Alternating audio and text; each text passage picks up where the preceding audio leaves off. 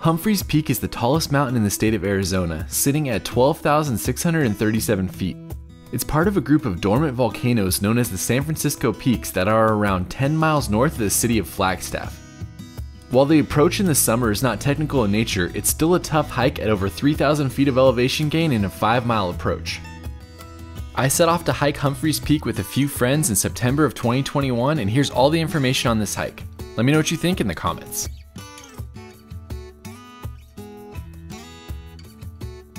We got into Flagstaff from Southern California the day before and then woke up early in the morning to do the 25-minute drive to the trailhead. The trailhead leaves from the parking lot for the Arizona Snow Bowl, which is a ski resort for the area.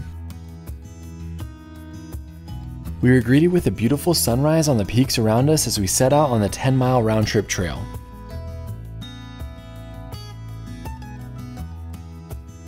Heading out on the trail to Humphreys Peak, the tallest point in Arizona. That's the peak we're heading up to, right there. The trail begins by walking across a path cut out of the ski slope as you make your way into the Kachina Peaks wilderness. The nice thing about this section and about the first half of the trail is that there's a lot of trees and a lot of shade. That makes it especially good if you're doing this on a sunny day.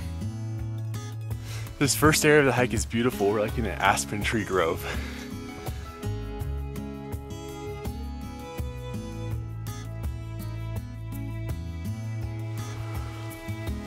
Humphreys Peak, that way.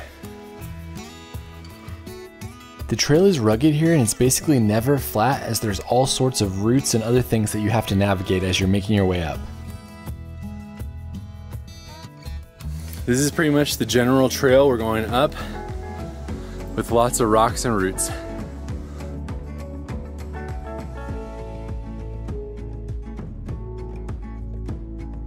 So we started at about 9,000 feet. We're about 1.5 miles in and we just crossed 10,000 feet.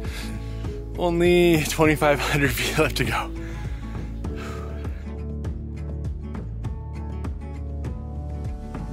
We're at around 10,200 and the trees are starting to thin a little bit. I think that is the construction zone for the skiing area. It says do not enter. The trail has only a few switchbacks, but they're really long switchbacks, so you'll basically be using that to zigzag up the mountain. You definitely want to bring a hiking pole on this trail. So we're about 2.5 miles in and we are only doing our 4th switchback. These are long. The trail is relatively the same as you continue up with lots of rocks and sparse trees.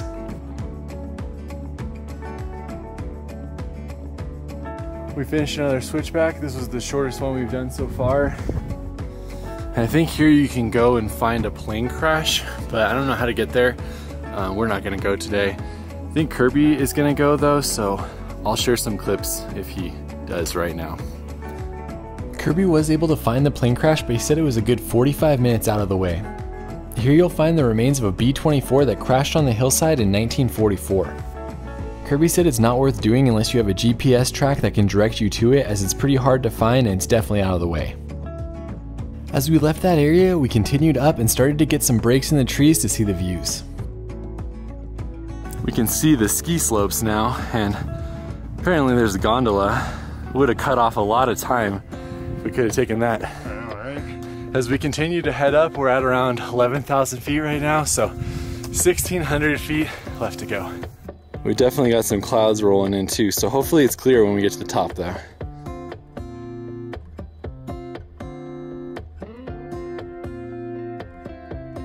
Trees are starting to clear out a little bit as we're almost to the saddle. Look at how fast those clouds are going above us. That's crazy.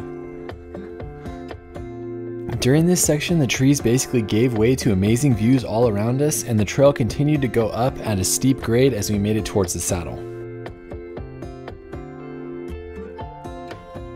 A few more switchbacks on the way to the saddle. We made it to 11,400 feet. No camping above this elevation. Just so you know, this trail is pretty steep. There's lots of rock steps and roots, so the elevation gain is pretty significant. As we were making our way to the saddle, the wind really started whipping through and prepared us for what would be a very eventful trip to the summit.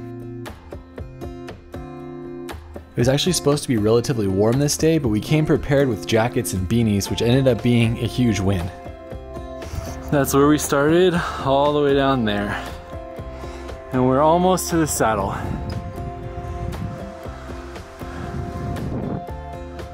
We made it to the saddle, and I think the summit is that one way out there. We planned to take a break here, but the sun went away and the wind started getting a little crazy, so it didn't end up being a great break spot.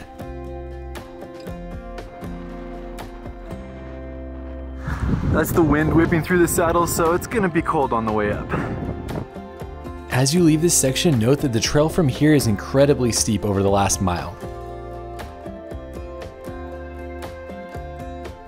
It's 42 degrees right now with 25-mile-an-hour winds. It is freezing. Can't even see the trail we came up anymore. But the sun's trying to peek through.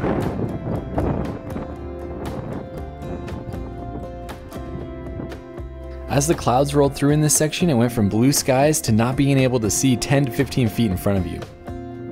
Luckily, the low visibility would only be for a minute or two before it'd clear. You can see the outline of the first false summit behind those clouds.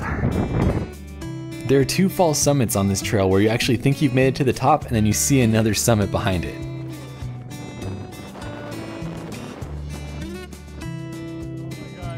This is another saddle. I doubt you can hear anything because of the wind, but right here I'm saying that we crossed 12,000 feet and then you can actually see the real summit out in the distance. As you can no doubt tell, this trail was incredibly challenging with the wind, but as you can see, the views were incredible whenever the clouds cleared. The views made it easier to continue to push ourselves up over the steep terrain towards the summit. Along the way, there are a couple different wooden trail signs stuck into the rocks so that you know you're going the right direction. That being said, it's basically like rock scrambling, and there's only certain sections that have a more defined trail. Also, I apologize if this footage is a little shaky. It was really hard to hold the camera straight with how windy it was up there.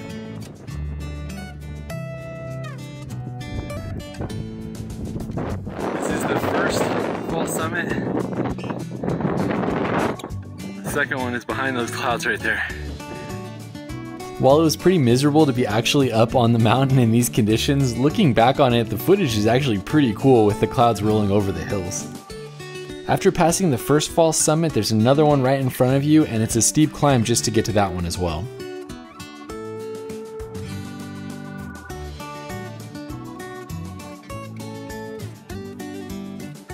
This is false summit number 2. You